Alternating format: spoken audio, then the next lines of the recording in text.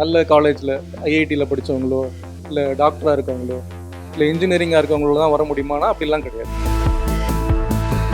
இப்போ ஏதாவது விருப்ப பாடம் எடுத்து அதில் நான் பிஹெச்டி பண்ணியிருக்கணுமா அப்படின்னா கேட்டால் தேவையில்லை. அந்த அளவுக்கு அறிவு இருக்கணுமானா அதுவும் தேவையில்லை. அதை பற்றி அந்த பரீட்சையை குவாலிஃபைங் நேச்சரை கிளியர் பண்ணுற அளவுக்கு ப்ரிப்பரேஷனை பொறுத்த வரைக்கும் நம்ம எவ்வளோ படிக்கிறோம் அதை சொன்னோம் இல்லையா, தட் இஸ் செகண்டரி தான். ஃபஸ்ட்டு ப்ரையாரிட்டி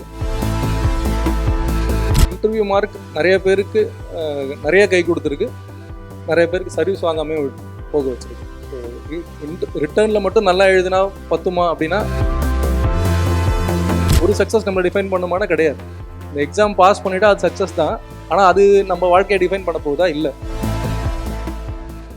என்னுடைய வாழ்த்துக்கள் அனைவருக்கும். அதாவது சிவில் சர்வீஸ் எக்ஸாம் பற்றி எழுதணும் அப்படின்னு முயற்சி எடுக்கக்கூடிய அனைவருக்கும், ஏற்கனவே எழுதியிருந்தீங்கன்னா அதற்கும், இல்லை இது வரைக்கும் நான் செய்யலை இனிமேல் தான் பண்ண போகிறேன் அப்படின்னு வந்திருந்தாலும், எல்லாத்துக்கும் ஒரு ஃபர்ஸ்ட் ஸ்டெப் வேணும் இல்லையா. அந்த ஃபர்ஸ்ட் ஸ்டெப் எடுத்து வைக்கிறது தான் சிரமமாக இருக்கும். நிறைய நேரங்களில் நிறைய செல்ஃப் டவுட் இருக்கும், நிறைய சந்தேகங்கள் இருக்கும், இன்ஹிபிஷன்ஸ் இருக்கும், இது நம்மளால் முடியுமா அப்படிங்கிற எண்ணங்கள்லாம் இருக்கும். ஆனால் நிறைய நேரம் நம்ம யோசிச்சுட்டு செய்யாமல் போயிடுவோம். ஸோ எல்லாத்துக்கும் ஒரு முதல் ஸ்டெப் இருக்கும். ஸோ இன்றைக்கி இந்த ஈவெண்ட்டுக்கு நீங்கள் வந்திருக்கிறத பொறுத்த வரைக்கும் இதை முதல் ஸ்டெப்பாக எடுத்துக்கலாம். So there is no looking back. இதிலிருந்து முன்னேறி போகிறத மட்டுமே இலக்காக வச்சுக்கணும். ஸோ இந்த எக்ஸாம் ஏன் எழுதுகிறோம், எதுக்காக இந்த சர்வீஸ்க்கு வரணும், என்ன செய்யணும், மேபி அதை டெக்னிக்கலாக நிறைய விஷயங்களை சிலபஸ் பற்றியோ ஈவன் பேட்டர்ன் பற்றி இதெல்லாம் எக்ஸ்பர்ட்ஸ் சொன்னால் சிறப்பாக நல்லாயிருக்கும். ஸோ ஃபார் எக்ஸாம்பிள் இப்போ நான் எழுதும் போது நான் ஃபஸ்ட்டு அட்டம்ப்ட்டு 2008 ப்ரிலிம்ஸ் கொடுத்தேன். ஸோ ஆல்மோஸ்ட் 17 இயர்ஸ் ஆகிடுச்சு. இப்போ எல்லாமே மாறி இருக்கும்னு நினைக்கிறேன். பேட்டர்ன், சிலபஸ் எல்லாமே மாறி இருக்கும். எந்த அளவுக்கு நான் சொல்கிறது உங்களுக்கு ரெலவெண்ட்டாக இருக்கும்னு தெரியல இன் டர்ம்ஸ் ஆஃப் சிலபஸாக இருக்கட்டும். ஆனால் ஸ்ட்ராட்டஜி அதை எப்படி எதிர்நோக்கணுங்கிறது எல்லா காலத்துலேயும் ஒன்று தான். இப்போ இருக்கக்கூடிய சூழ்நிலைக்கு தகுந்த மாதிரி நிறைய மாறி இருக்கும், சிலபஸில் சேஞ்சஸ் இருக்கும், but still preparation is same எந்த இருந்தாலும். அதனால் சில விஷயங்கள் இப்போ நான் என்ன பண்ணேன் அப்படிங்கிறத சொல்லலாம். ஸோ அதோட சில ஆஸ்பெக்டில் பொறுத்த வரைக்கும் சிவில் சர்வீஸ் ஏன் வரணும்னா அது இண்டிவிஜுவல் சாய்ஸ். நிறைய பேருக்கு நிறைய எண்ணங்கள் இருக்கும், ஆஸ்பிரேஷன்ஸ் இருக்கும், சிலவங்களுக்கு எதிர்பார்ப்புகளும் இருக்கும். பட் இங்கே எல்லாத்தையுமே பூர்த்தி பண்ணணும். சிவில் சர்வீஸை பொறுத்த வரைக்கும் what ever is your aspirations, what ever is your expectations எல்லாமே இங்கே பூர்த்தி ஆகும். அது சோஷியல் ஸ்டேட்டஸாக இருக்கலாம், ரெக்கக்னேஷனாக இருக்கலாம், உங்களோட கான்ட்ரிபியூஷன் டு சொசைட்டியாக இருக்கலாம், எல்லாத்துக்குமே இருக்கும். ஆனால் இது எல்லாத்துக்குமே ஒரு பவுண்ட்ரி இருக்குது எல்லா இடங்கள்லையும். நம்ம நினைக்கிற மாதிரியோ இல்லை what we assume are what we seen கேட்குறதோ இல்லை சினிமாவில் பார்க்குறதோ ரியாலிட்டி கிடையாது. ரியாலிட்டி செக்குங்கிறது எல்லா இடங்கள்லையும் இருக்கும். ஸோ அந்த யதார்த்தத்தை புரிஞ்சுக்கிட்டு தான் நம்ம முதல் உள்ளே வரது கற்றுக்கணும். ஸோ இப்போ அந்த ஆஸ்பெக்ட் ரொம்ப சொல்ல வேணாம். எல்லாருக்கும் ஒரு எதற்காக இந்த பரீட்சை எழுதுகிறோம், எதுக்காக இந்த எக்ஸாமுக்கு வரோங்கிறது தெரியும். ஸோ எல்லாத்துக்கும் ஒவ்வொரு எக்ஸ்பெக்டேஷன் இருந்தாலும் காமன் பாயிண்ட் எதெல்லாம் டச் பண்ணலாம் அப்படின்னா, ஒரு மாவட்டத்தில் இப்போ ஃபார் எக்ஸாம்பிள் ஐஏஎஸ் ஐபிஎஸ் மட்டும்தான் ஆகணுன்ற அவசியம் இல்லை. Any service, any central services இருக்குது, குரூப் ஏஆர் குரூப் பி சர்வீசஸும் இருக்கும். இங்கே எல்லாமே ஒன்று தான். மேபி டிஃபரன்ஸ் ஆஃப் மார்க் அது நம்மளை வேறுபடுத்துது. ஏன்னா இந்த இடத்துக்குள்ளே வரணும் அப்படின்னா அதுக்கு ஒரு குவாலிஃபையிங் நேச்சர் வேணும். எல்லாரையும் எடுத்துட முடியாது. ஏதாவது ஒரு குவாலிஃபையிங் நேச்சர், அதுக்கு ஒரு எக்ஸாம் வைக்கிறாங்க, அவ்வளோதான். ஸோ இங்கே உள்ளே வரணுன்றதுக்கு என்ன தகுதி இருக்கணும், என்ன குவாலிஃபிகேஷன் வேணும் அப்படின்லாம் ஒன்றுமே கிடையாது. ஒரு பெரிய நல்ல காலேஜில் ஐஐடியில் படித்தவங்களோ இல்லை டாக்டராக இருக்கவங்களோ இல்லை இன்ஜினியரிங்காக இருக்கவங்களோ தான் வர முடியுமானா அப்படிலாம் கிடையாது. இங்கே யார் வேணால் வரலாம். இங்கே உங்களுடைய அறிவை செக் பண்ணல, இங்கே செக் பண்ணக்கூடிய விஷயங்கள் வேறு தான். ஸோ இது பேசிக்காக இது ஒரு குவாலிஃபையிங் எக்ஸாம். எந்த ஒரு பரீட்சை எழுதினாலும் என்ன பண்ணணும், அந்த பரீட்சைக்கு அந்த குவாலிஃபையிங் எக்ஸாமை கிளியர் பண்ணுறதுக்கு என்ன தேவை, that is as simple as that. அதுதான் ப்ரிப்பரேஷன் ஸ்ட்ராட்டஜியாக இருக்கணும். உங்களுக்கு இப்போ விருப்ப பாடங்கள் இருக்கும். ஸோ சிசாட் இருக்கும்னு வச்சுப்போமே.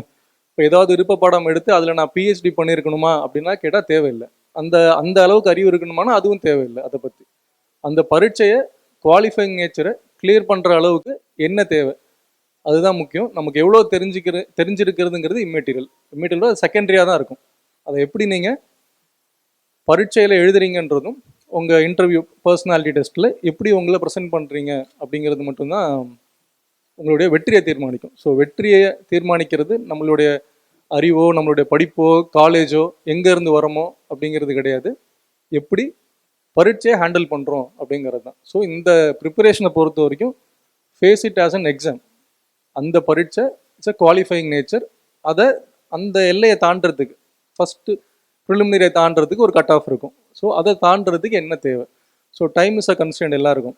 சிலவங்க 3 வருஷம் படிப்பாங்க, சிலவங்க 6 மாதம் படிப்பாங்க, சிலவங்க 1 வருஷம் படிப்பாங்க. ஸோ இண்டிவிஜுவல் கெப்பாசிட்டியை பொறுத்த வரைக்கும் அது மாறுபடும். ஆனால் நம்மளுடைய கோல் என்ன? ஃபஸ்ட்டு அந்த இலக்கை தாண்டுறது. அதுக்கு என்ன தேவை, அதை எப்படி ப்ரெசென்ட் பண்ணணும், அதை கற்றுக்குங்க.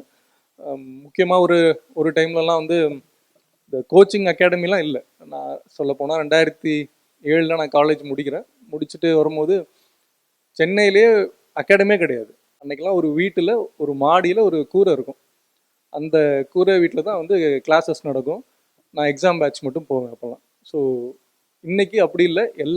Not only in Chennai, Tier 2, Coimbatore, Madurai எல்லா இடங்கள்லையுமே பயிற்சிக்கான வசதிகள் இருக்குது. ஸோ அதை உபயோகப்படுத்திக்கணும். பயிற்சிங்கிறது ஒரு ஒர்க்கை ரெடியூஸ் பண்ணி அதை ஸ்மார்ட் ஒர்க்காக மாற்றும். நம்மளா கற்றுக்கிட்டு இப்போ நாங்கள் படிக்கும் போது என்னோட one of the option is political science and international relations. அதுக்கு சென்னையில் அந்த காலத்தில் தெர் இஸ் நோ அகாடமி. யாருமே வந்து கிளாஸ் எடுத்து ஒரு இன்ஸ்டிடியூஷனாக பண்ணுறதுக்கு அப்போ யாரும் பெரிய நபர்கள் கிடையாது. ஸோ அந்த வருஷம் கிளியர் 2007 சிபி சக்கரவர்த்தி ஐஏஎஸ் ஒரு கிளியர் பண்ணியிருந்தார். ஸோ அவர் ட்ரைனிங் போகிறதுக்கு முன்னாடி ஒரு 30 days ஒரு கிராஷ் கோர்ஸ் மாதிரி எங்களுக்குலாம் எடுத்தார். ஸோ இதுதான் எங்களுடைய கோச்சிங்கு. ஆனால் இன்றைக்கி அப்படி இல்லை. இன்டர்நெட்டாக இருக்கட்டும், இன்ஸ்டிடியூஷனாகவே இருக்கட்டும், நிறைய எல்லா இடங்கள்லையுமே இருக்குது. ஸோ அந்த மாதிரி ஒரு விஷயத்தை உபயோகப்படுத்திக்கோங்க. உங்களுடைய நேரத்தையும் உங்களுடைய எனர்ஜியும் அதை சேவ் பண்ணும். So make use of it. So ப்ரிப்பரேஷனை பொறுத்த வரைக்கும் நம்ம எவ்வளோ படிக்கிறோம் அதை சொன்னோம் இல்லையா, தட் இஸ் செகண்டரி தான். ஃபஸ்ட்டு ப்ரையாரிட்டி என்ன தேவை இந்த பரீட்சைக்கு, அதை சிஸ்டமடைஸ் பண்ணுங்கள். Do some smart work. Time is immaterial. எப்போதுமே இதுக்கு 1 வருஷம் எடுத்துக்கலாமா, 2 வருஷம் எடுத்துக்கலாமா அப்படிலாம் கிடையாது. அது இண்டிவிஜுவல் கெப்பாசிட்டி தான் இருக்கும். முடிஞ்ச அளவுக்கு எவ்வளோ சீக்கிரம் ஸ்டார்ட் பண்ணுறோமோ அவ்வளோ நல்லது. இதை இன்றைக்கி தான் நான் ஸ்டார்ட் பண்ண போகிறேன்னா தட்ஸ் ஓகே, ஃபைன். இன்றைக்காவது ஸ்டார்ட் பண்ணிடணும். ஸோ இன்னையிலேருந்து பண்ணுங்கள். Targeted oriented plus to some systematic smart work. So அதுக்கான இன்னைக்கு ரிசோர்ஸஸும் நிறையா இருக்குது. மேபி இன்றைக்கி இன்னும் we are spoilt for choices தான். இன்னும் நிறையா ரிசோர்ஸஸ்னால எதை எடுக்கிறது எதை ஸ்கிப் பண்ணுறதுன்னு தெரியாமல் கூட இருந்திருக்கலாம். ஸோ அந்த ஆஸ்பெக்டில் டூ சம். ஸோ காலேஜில் இருக்கீங்க அப்படின்னா this is the ideal time. So make use of it. இந்த கியூமுலேட்டிவ் நாலேஜ் வந்து என்றைக்குமே ஹெல்ப் பண்ணும்.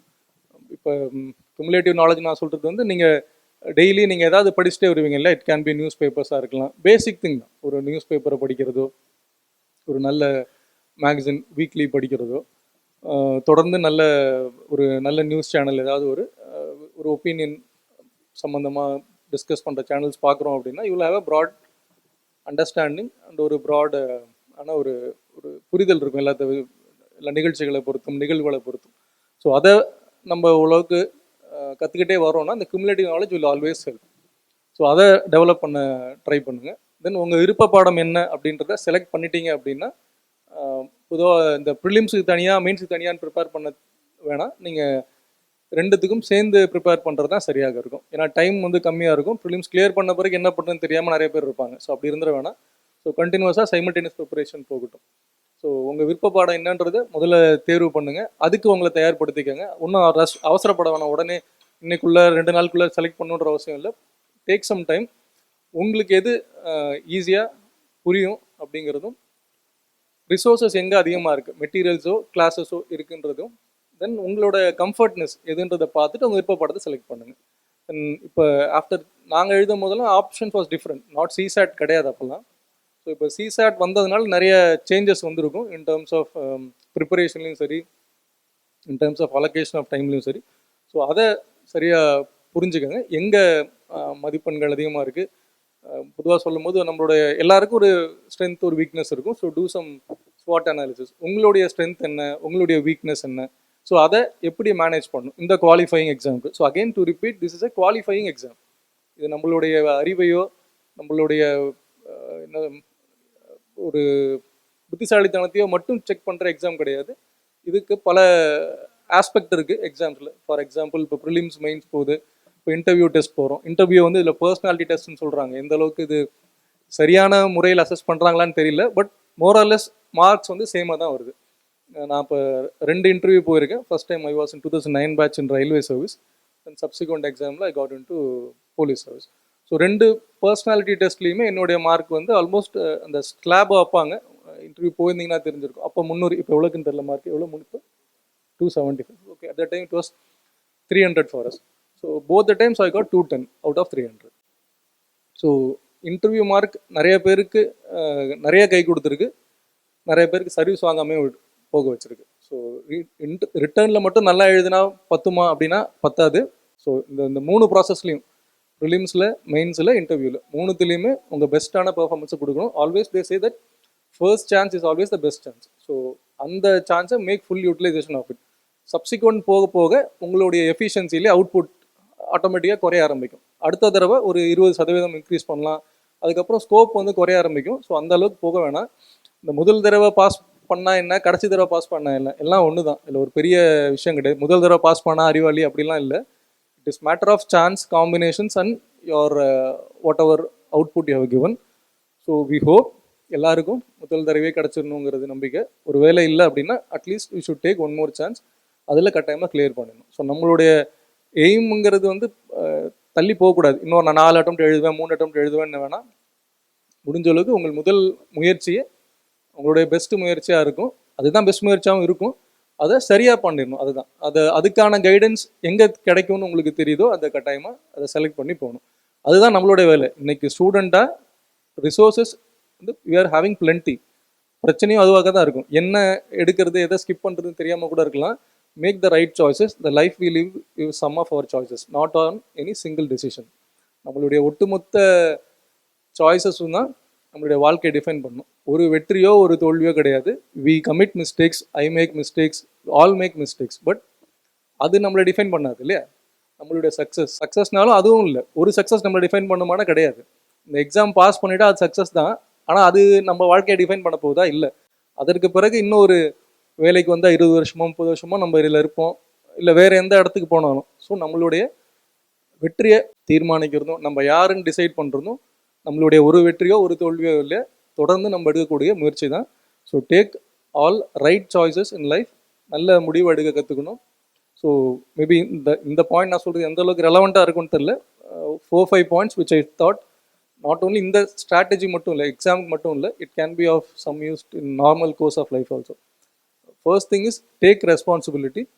அந்த பொறுப்பை கொடுக்கக்கூடாது, நம்ம எடுத்துக்கணும். எந்த ஒரு சூழ்நிலையிலும் யாராவது நமக்கு எதாவது சொல்லுவாங்க, அப்புறம் பார்க்கலாம், இன்ஸ்ட்ரக்ஷன் வந்தால் செய்யலாம், சொன்னால் செய்யலாம், அந்த எண்ணத்தை நம்ம வச்சுக்கக்கூடாது. Always take responsibility. எந்த ஒரு சூழ்நிலையிலையும் அதை பொறுப்பை எடுத்து அதை செஞ்சு முடிக்கணும். அதுதான் இந்த எக்ஸாம் பாஸ் பண்ணுறதுக்கும் சரியாக இருக்கும். ஏன்னா மோட்டிவேஷன் வந்து வெளியே இருந்து மட்டும் வரும்னு நம்ம எதிர்பார்க்கக்கூடாது. நம்மளை அப்பா சப்போர்ட் பண்ணுவார், அம்மா சப்போர்ட் பண்ணுவாங்க, இல்லை யாராவது நம்மளை ஹெல்ப் பண்ணுவாங்க அப்படின்னு மட்டும் நினச்சி பண்ணோன்னா இட் வில் வெரி டிஃபிகல்ட்.